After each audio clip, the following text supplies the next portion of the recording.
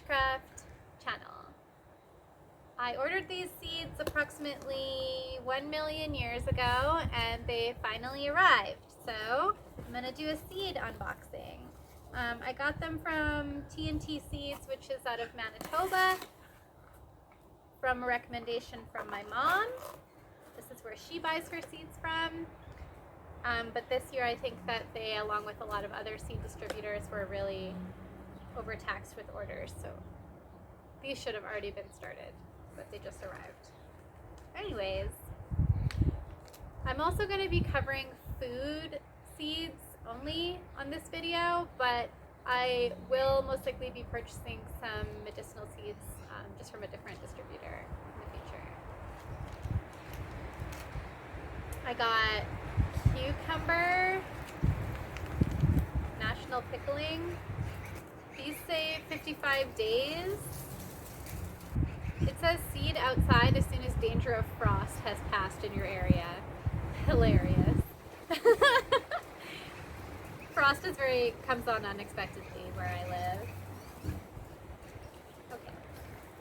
I'm scared of it getting blown away by the wind. Let's put there. Okay. I guess I should show you what the actual seeds look like. Hold on. Cucumber seeds are weird looking, sort of. We're so used to those English cucumbers that don't have any seeds, you don't even remember what they look like. This one, I got like 1 million of them, kind of because it was the only size left. So I got 50 grams of homesteader peas. And they literally just look like a dried up pea.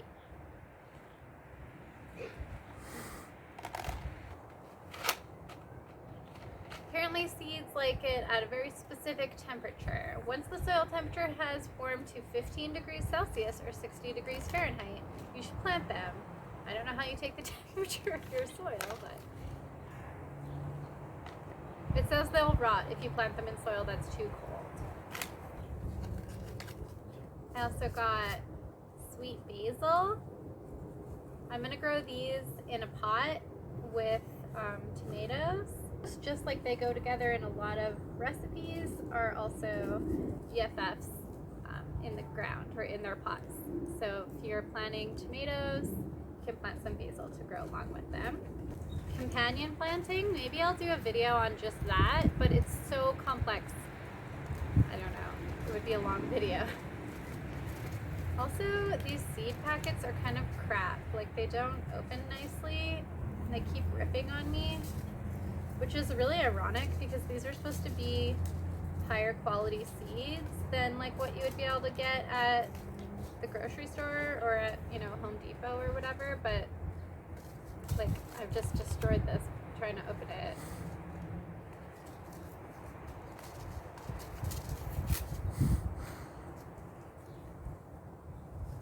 See, and now, like, since it has no top, it's gonna spill everywhere. My seeds are gonna get all mixed up.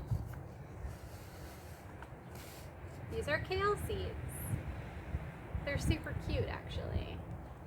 They look like tiny little wooden beads. I'm really excited about arugula because now I can make a special expensive hamburger at home.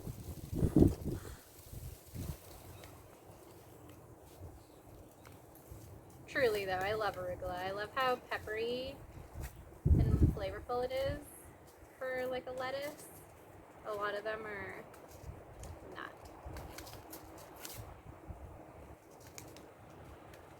This spot right behind me, actually, right now it's pretty sunny, but when this tree has like leaves and whatnot, it's pretty shady back there. So the lettuce grows really well, and that's why. Lettuce doesn't like to be in direct sunlight. It will just wilt immediately. So you want to plant it in a spot that's relatively shady. These are arugula seeds. They look very similar to the kale seeds, but slightly more orange and a little bit smaller. I guess this is probably good because then I'll remember what they all look like for when they all spill into the box. Oh yeah, the rosemary seeds that I bought, are not individual seeds. They're like little seed pods, like man-made little pods of like multiple seeds in one. I don't know if you'll be able to really see that. It's like a little ball that has a bunch of seeds in it.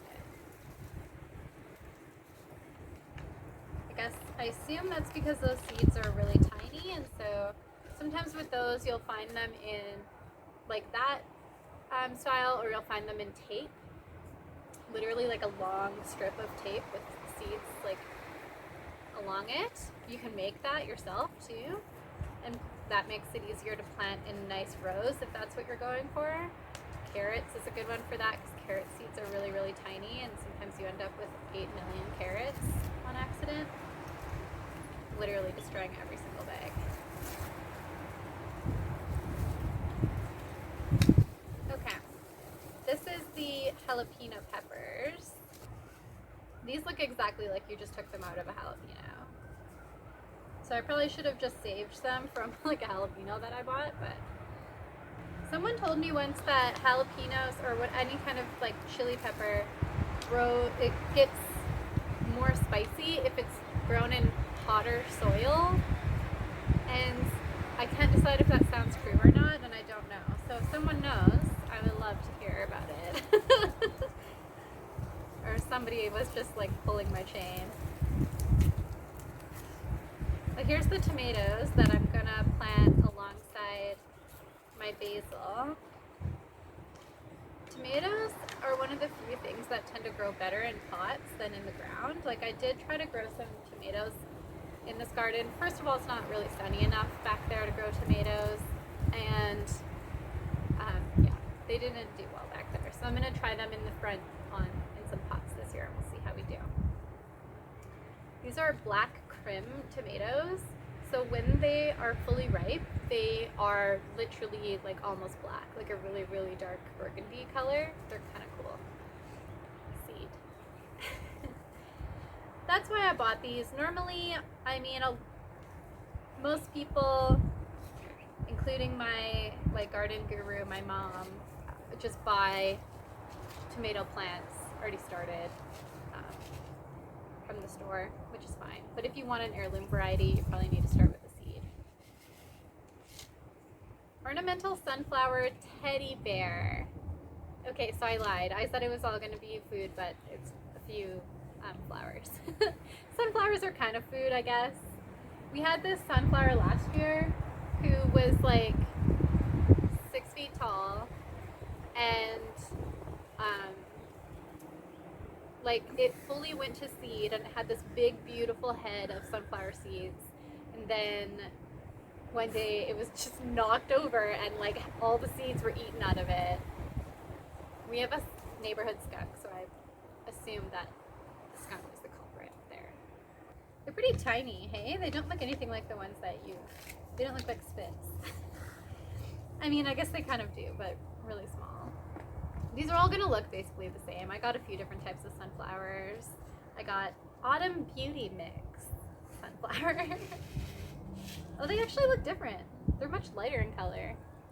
Isn't that weird? Strange. I had just 2 sunflowers growing in the back last year, so this year I'm gonna try growing some in the front too. We'll see if any of them get as enormous as the one I grew last year. Oh, Easter egg radish mix. If you desire radishes over an extended period of time, plant at 1-week intervals in a cooler, shady place in the garden. Excellent. Most of my vegetables are planted in this bed behind me, which, like I said, right now it's pretty sunny, but most of the time it's rather shady, so I think a lot of my vegetables are going to like it back there.